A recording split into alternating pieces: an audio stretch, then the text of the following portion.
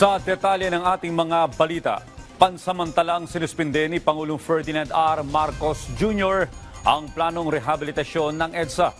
Ito'y paraan niya magbigay daan sa mga ahensya ng pamahalaan na mapag-aralan at makapag-isip ng mas mabuting paraan para kumpunuhin ang highway. Si Vel Custodio sa report. Pansamantalang ipinahinto ni Pangulong Ferdinand R. Marcos Jr. ang EDSA rebuild.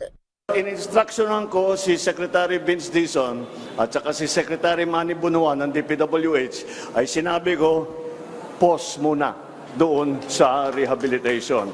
Huwag muna natin gagawin. Dahil pag tinitignan natin yung cost-benefit analysis, maganda sana kung maayos natin. Ngunit, ang laking sakripisyo ng 2 taon, we will find a better way na hindi masyadong mahirap para sa ating mga commuter.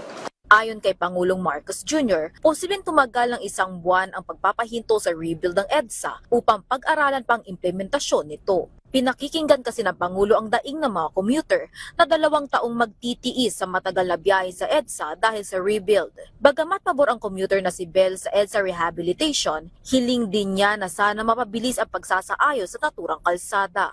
Oo naman, kung yun ang ikagaganda. Mas maganda kung mas mabilis, mas convenient.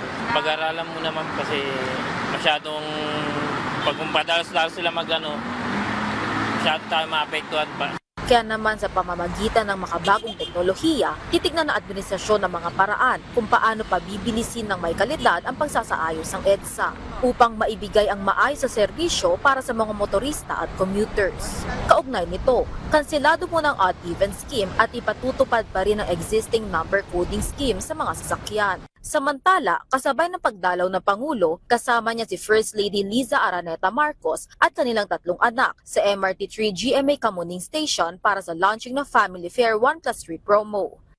Ang kultura ng Pilipino, ang linggo, para sa pamilya yan, para sa mga mahal sa buhay na magsama, na makapag-bonding ng konti.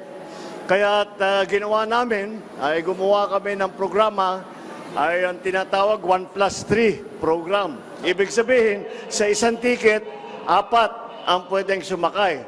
Para naman mabigyan natin ng pagkakataon yung ating mga pamilya, mga magkabarkada na magkasama.